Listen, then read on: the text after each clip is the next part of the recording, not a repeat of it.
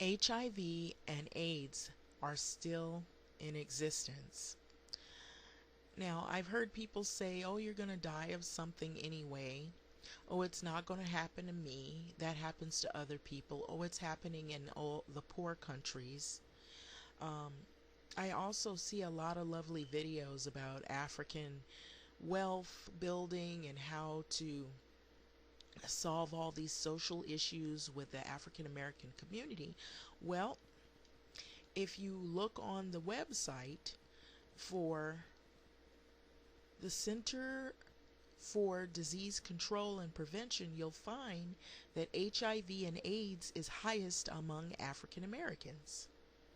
You will also find the numbers in 2015 on down and on up, and then you will find the numbers of males and females. So I'm just going to read a little bit of the numbers.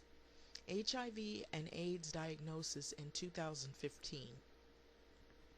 That's more recent. Even though now we're in 2017. So you'd probably want to read something a little more current. They probably don't have all the numbers yet. But the most current here in 2015 states that 17,670 African Americans were diagnosed with HIV in the U.S., 13,070 men, and 4,524 women. It talks about whom were diagnosed. It talks about sexual preference. It talks about those who were highest, and it also has a bar graph that shows black men, black women, Hispanic, white women, white males. It shows the contact. It also talks about prevention challenges, things that are prevalent in African American communities.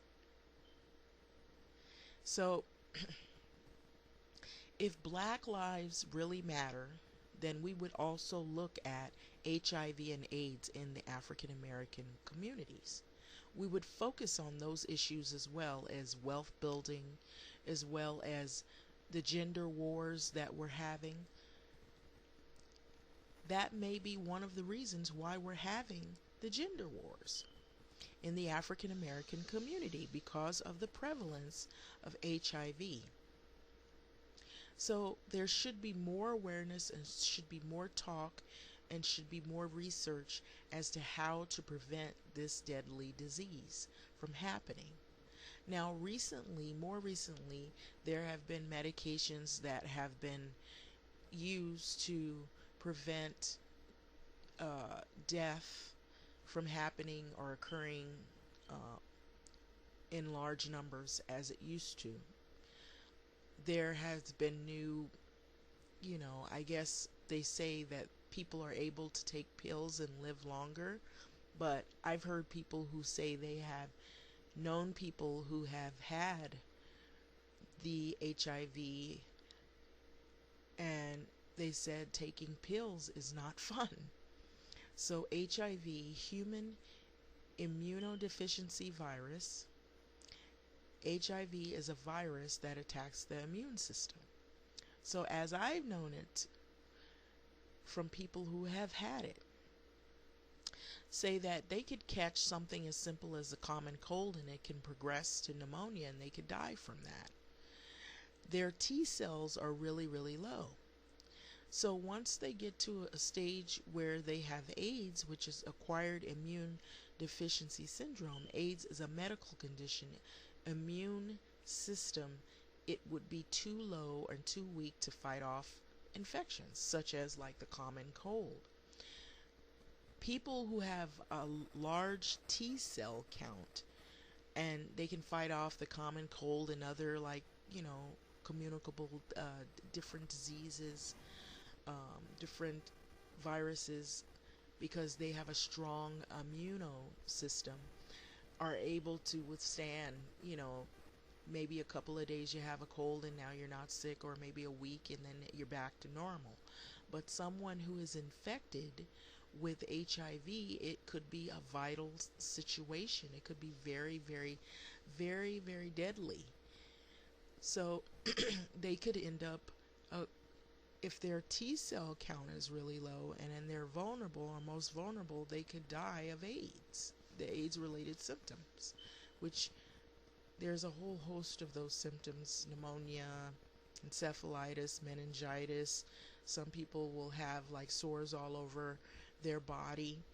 And we have this prevalence of homophobia that may be the reason why HIV is so rampant in the African American community, because we have people who don't want to accept the fact that everybody does not have the same sexual practices.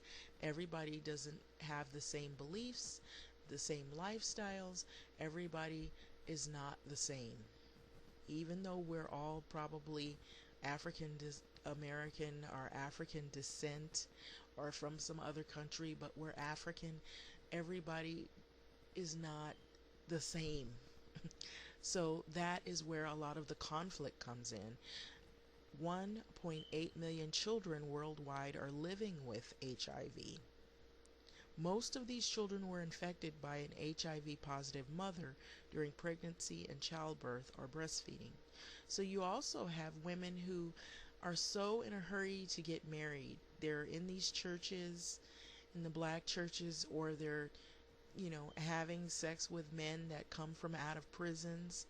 And there's a whole thing in CDC, which is Center for Disease Control Prevention, that talks about people who are vulnerable, people who have economically been disadvantaged, certain age groups, incarcerated populations, it also talks about. And see, this is also an issue in the African American community, since we talk about how many black males have been incarcerated. In 2012, 1.5 or 57 million people were incarcerated in state and federal prisons. And in the mid-year in 2013, there were 731,208 people detained in local jails. So I'm not going to go over all of those numbers, but there's a lack of awareness of HIV and a lack of resources for HIV testing in these jails. And there's also most inmates that end up infected with HIV. They become infected and then they go home to their communities and infect their wives, their girlfriends. And they're not going to tell you they had sex, or they've been raped, or they've been forced, or maybe they are bisexual. Maybe they had engaged in sexual encounters while they were incarcerated. So this is why we have such high numbers of AIDS in the black community. So if black lives do matter, then you're going to talk about these issues. You're going to want to research these issues more, and you're going to want to be honest. And you're going to stop bashing people for who they really are, because that is probably why we are the highest number affected with this terrible disease. And this is where people end up. People who say, oh, it's not going to happen to me. Oh, I don't have anything to worry about. Oh, we're going to die of something anyways. Well, not this way.